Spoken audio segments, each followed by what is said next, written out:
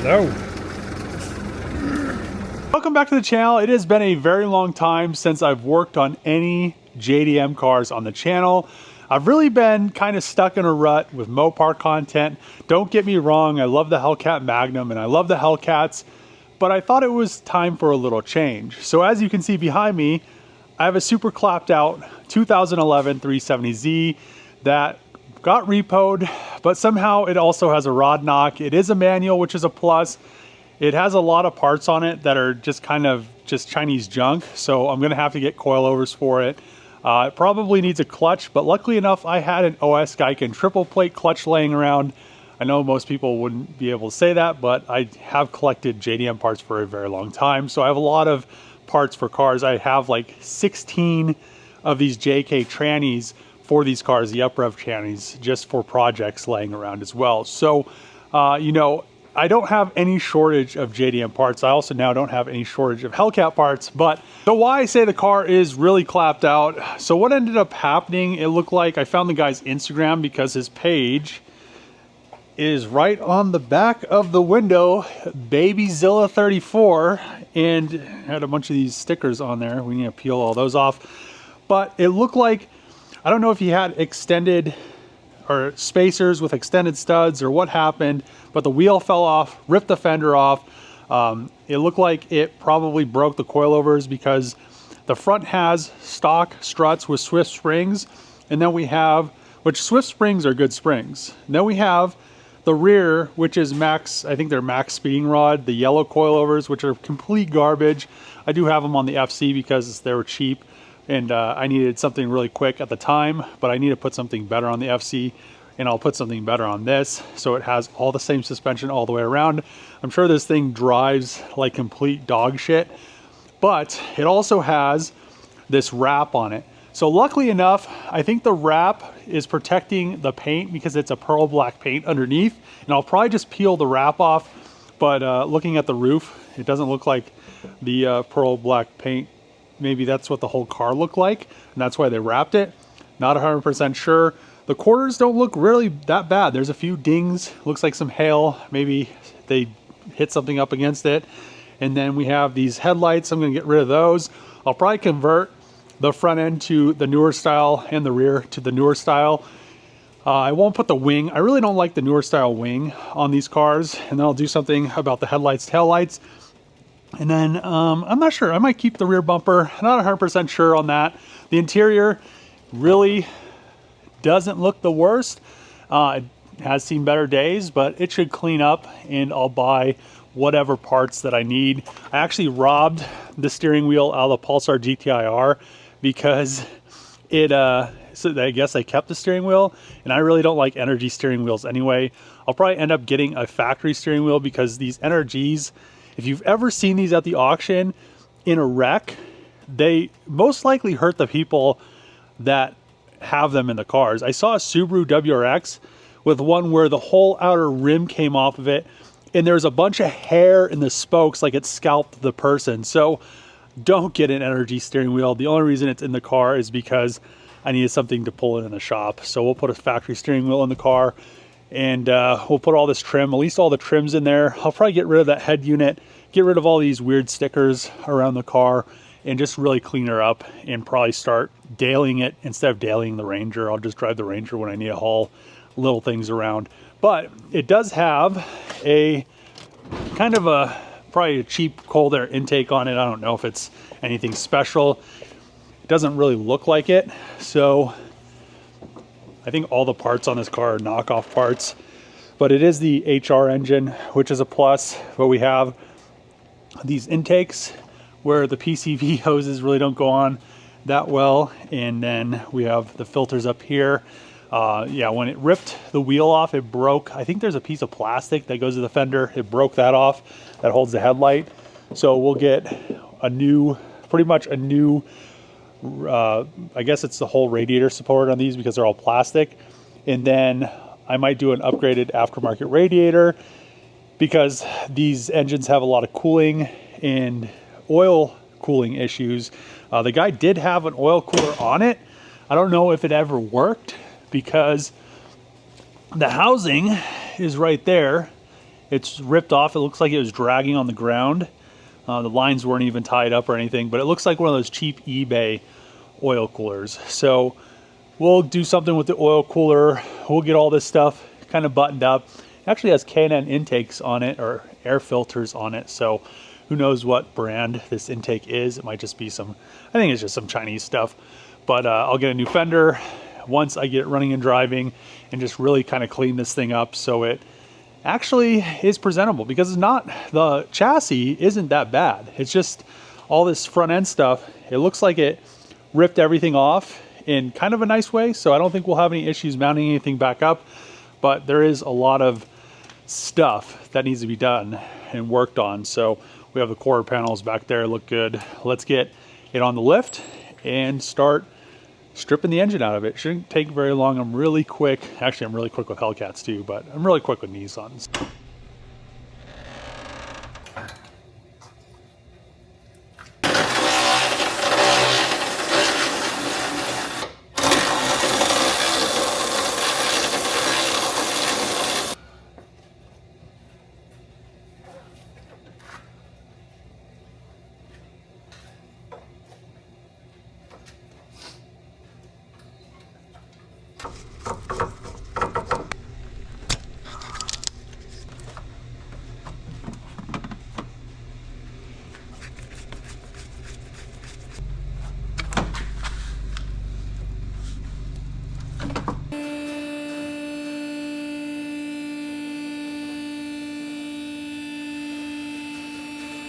Crazy, the more I look at this car, the more clapped out it gets. So we have a lowered 370Z with an exhaust. It has solid bushings everywhere. It has solid diff bushings in it right there.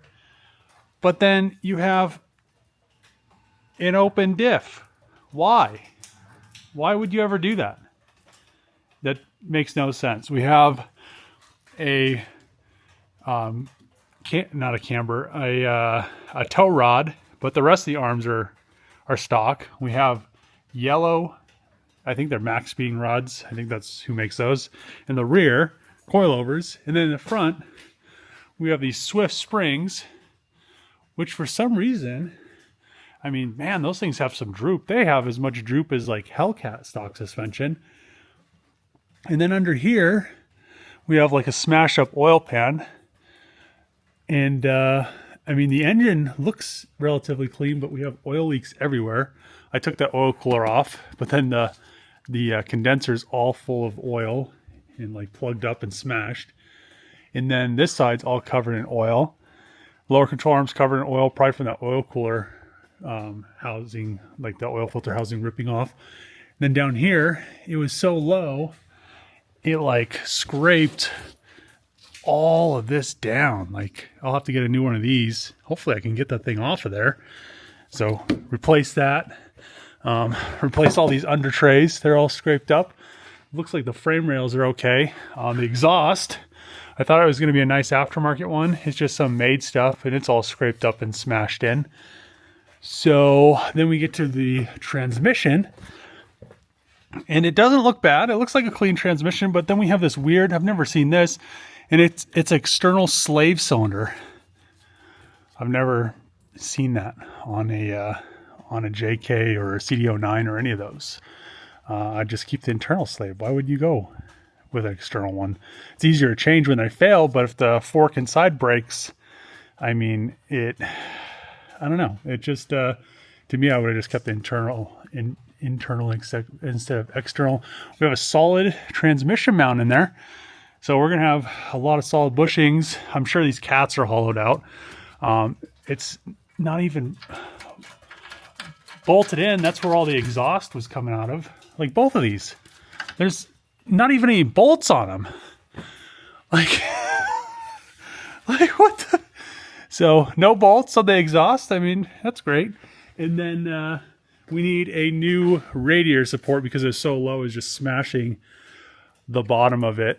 And up here, this side's good, but when that wheel fell off, it ripped this side off. So other than that, I think everything else is going to be hopefully okay. We need a new windshield washer reservoir. and I'll probably get an aftermarket radiator. The weird thing is, I think this has a hole over here somewhere, but the AC condenser and the radiator are one piece on these cars, and you have to evacuate the AC, which is good because this one is already evacuating. It doesn't have any refrigerant in it, but you have to evacuate it. You can see the lines punctured right there to get the new, like if you wrecked it and you just needed a core support, if one of these broke like that side, you have to evacuate the AC to put a new core support on. So that's so far the only crazy thing I've seen that Nissan's done kind of weird like that. But yeah, let's get engine and transmission out of this car, and we'll kind of assess the damage a little bit more once we get to it.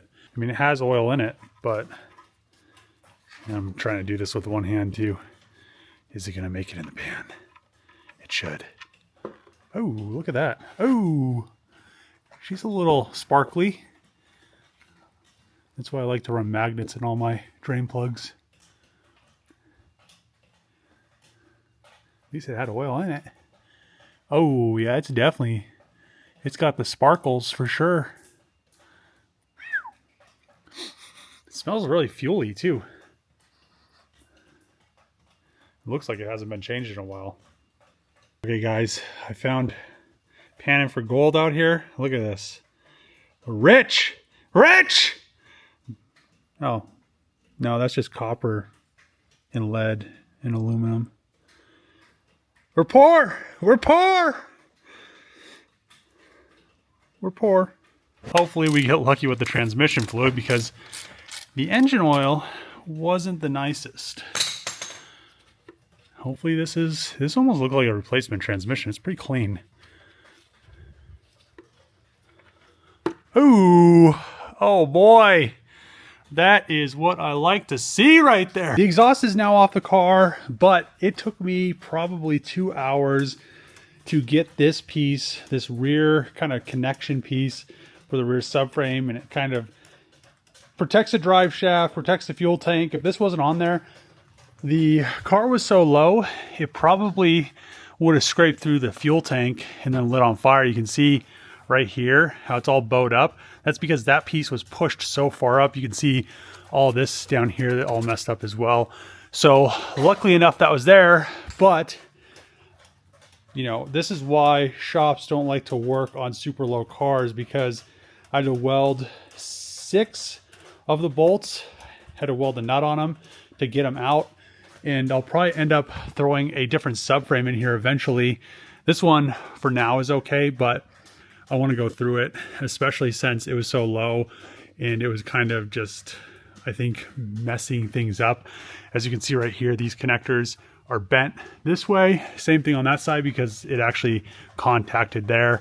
And then also I want to either put an LSD in here or weld the diff. I mean, I don't want to drive a car around that has an open diff. I don't even know why you'd have a 370Z with an open diff. And I don't even exactly understand how both these tires they look like they're doing burnouts, and both of them are exactly the same. Usually with open diffs, unless these are electronically controlled, which could possibly be, but I don't think it is. But the drive shaft is now out, and I never knew that these things had a composite drive shaft from the factory. That's kind of cool. And we just need to drop the transmission mount down. Everything up here is already disconnected, and then I'll just leave the cats on there and just drop everything down. I'll probably just end up dropping the whole subframe down because I'm going to replace that as well. You can see it's just pretty much worn through in a few spots. Then this piece right here is aluminum and it's broke, so I just want to kind of fix as much stuff as I possibly can. And the car I got the engine out of had a good subframe, so, and they're exactly the same.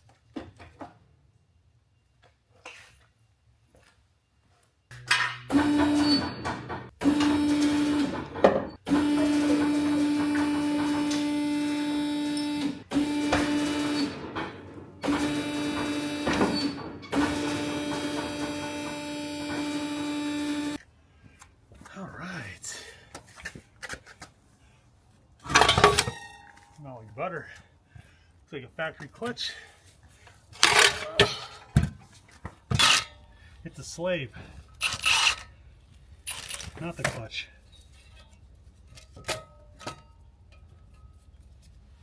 Oh yeah, this thing has more hot spots.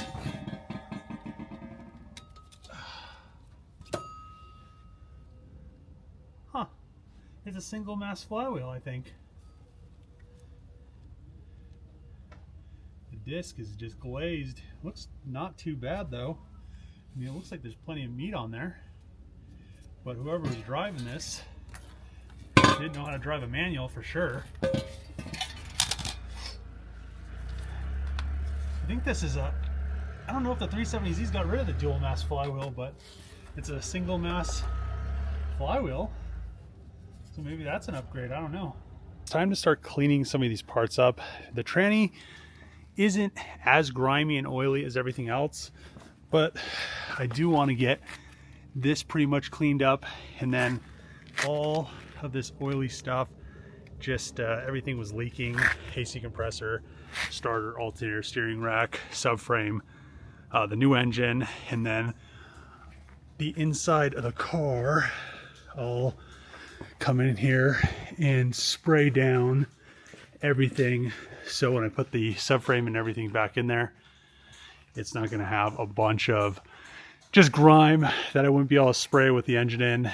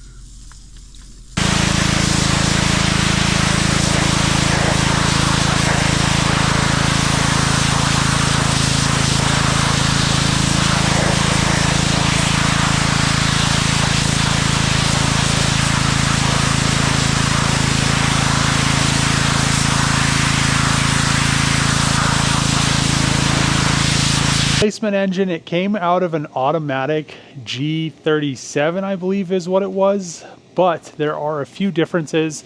So the wiring harness needs to be swapped over from the 370Z just because it's a manual car and this was an automatic.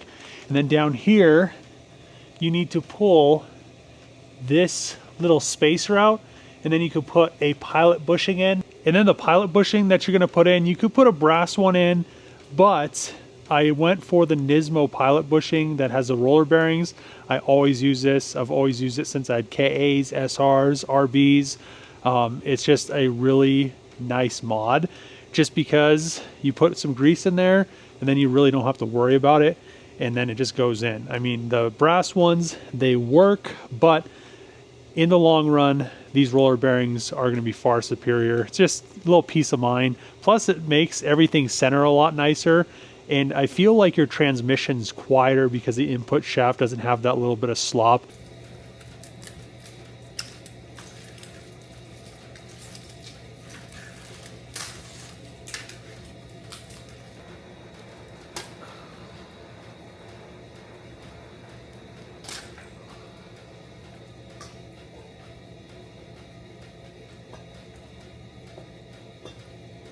Super grimy. Oh, well, I'm glad I did this. I'm glad I pulled the upper and lower intake plenums just because I wanted to clean everything. But secondly, This engine came from a junkyard. There is a mouse nest. Our rodenty friends decided to build a nest, which if this gets saturated in oil over time, that possibly could light on fire, which means it could catch your whole car on fire. So I would just, if you get an engine from a salvage yard, I would recommend pulling the intake manifold, cleaning everything up. What I'm going to do is I'm going to vacuum all this off, and then I'm going to tape off the ports. Then I'll pressure wash everything. It'll look brand new.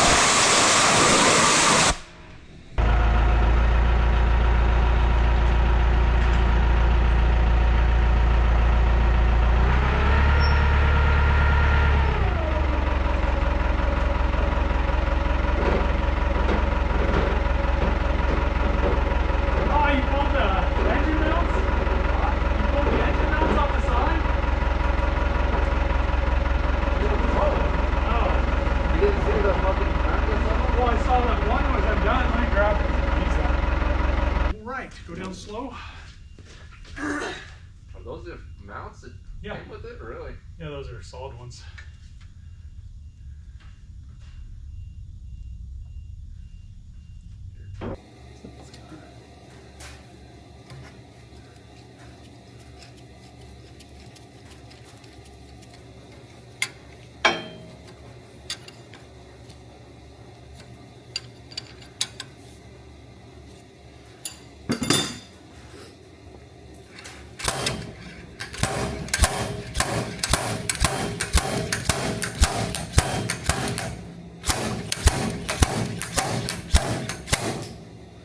Hell yeah.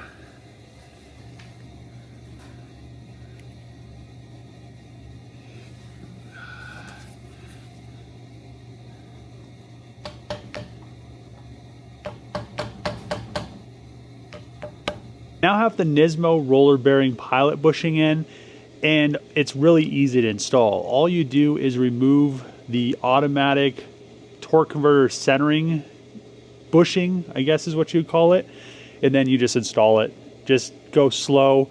It's not brass, and the brass ones actually deform a little bit easier, but you want to just kind of drive it in slowly, make sure it's straight. These can get kind of cattywampus if you don't get them perfectly straight going in.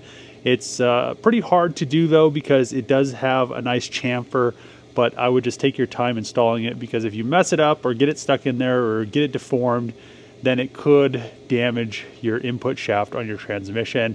So let's get the clutch installed on this thing.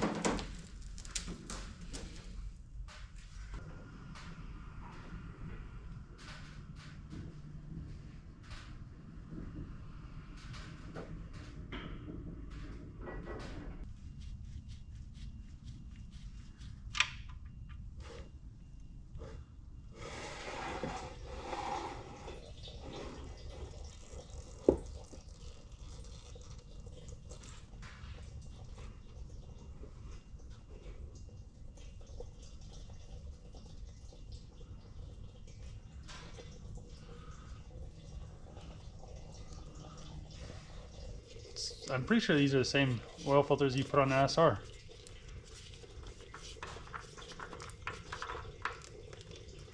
Oil doesn't look the best. It's a little foamy, a little old.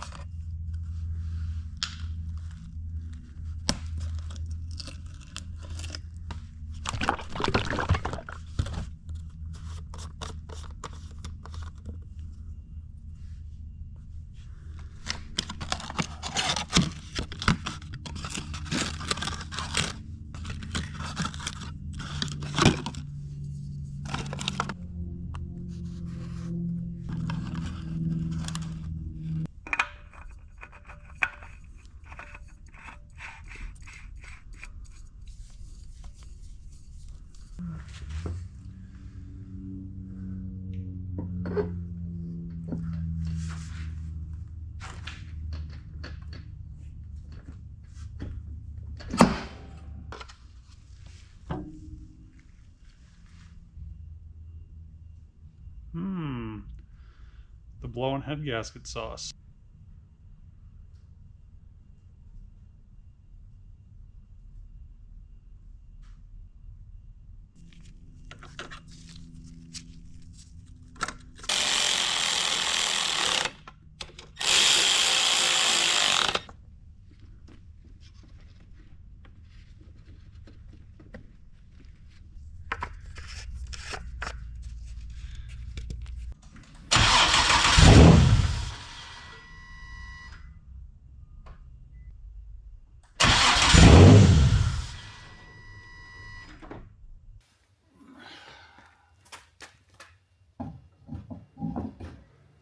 I was able to get the 370Z all the way back together, or pretty much all the way back together. The fender on this side, the side skirt, the passenger side headlight, the front bumper are pretty much destroyed.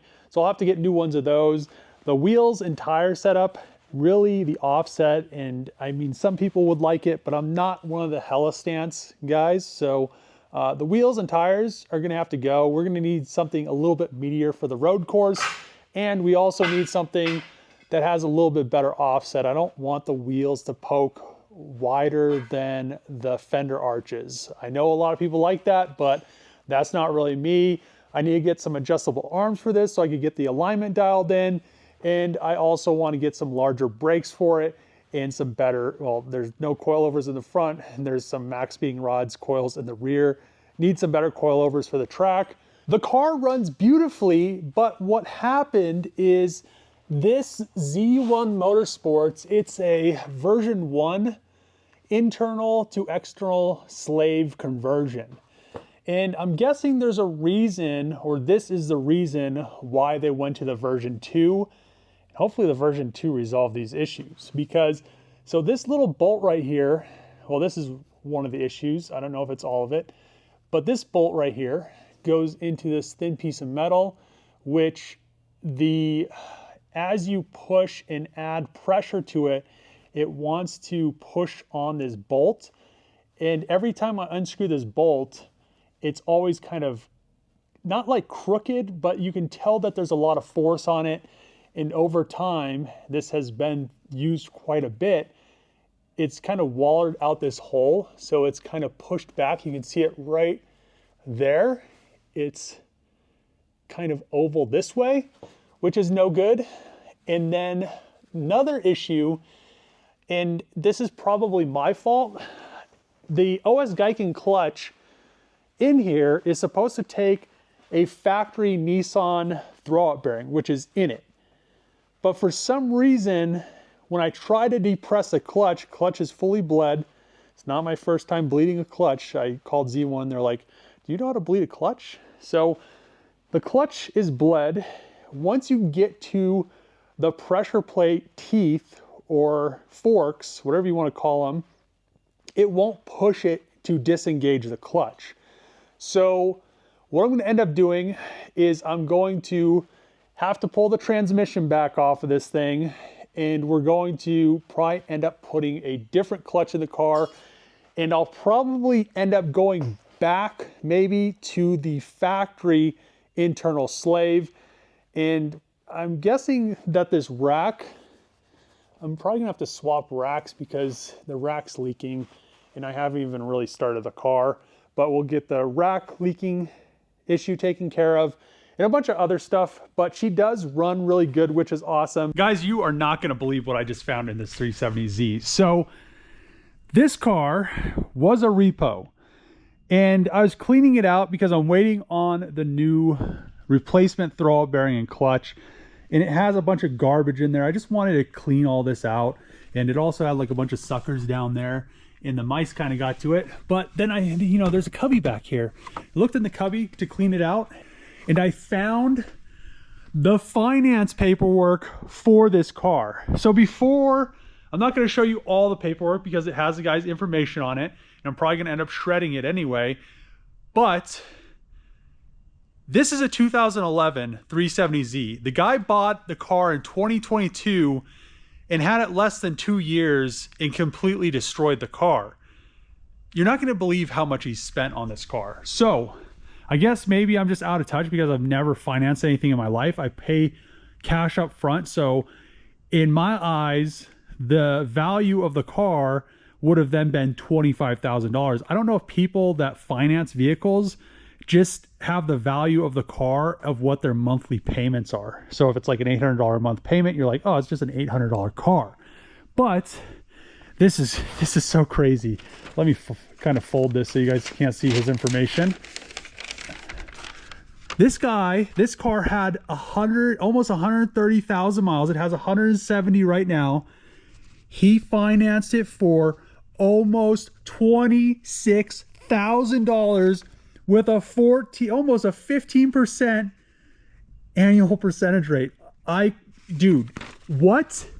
It's a 2011. What are you people doing out there? Like, this is like if I went back to like the 2000s and financed an 89 Honda Civic for like 25 grand. You'd be like, people would be like, you're an idiot.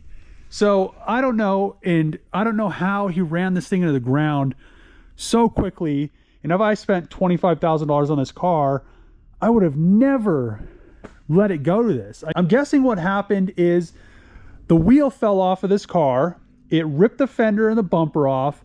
And then it had a rod knock because it tore the oil filter housing off, or the oil filter housing fell off to cause a rod knock. And then instead of just fixing it, because an engine's $1,000 to have a company put it in or a shop put it in, you're looking at probably $5 grand to fix all this. It's crazy because he should have had insurance on it, so it should have fixed all the body damage, which you would have thought. But then to let it go to get repossessed, it doesn't make sense to me. So finding that paperwork in there and buying the car for $2,000 2 years later is like, I don't know what it's like, but he put quite a few miles on it. I mean, it has 170K on it. I'm hoping to be able to drive the 370Z in this video, but unfortunately, for some reason, I don't know if it's because of Z1's version 1, or maybe it's the external, because the old one so it's pulling to push the clutch throwout bearing into the clutch. So I don't know if it's not enough force because it's trying to pull the push, or if it's something wrong with the engagement of the throwout bearing. So I have a factory Nissan 240SX one in there, which is what OS Geiken recommends, but I'll probably just reconvert to an internal slave and then do the new clutch, because I have always had, OS Geikens are very heavy clutches. So I might just go with a different clutch. We'll see what happens. I'll have to see what's going on after I pull the transmission off, and we'll just kind of resolve all that stuff in the next video. If you like these videos, make sure to click the subscribe button, throw a thumbs up, throw a comment below. As always, see you guys next time.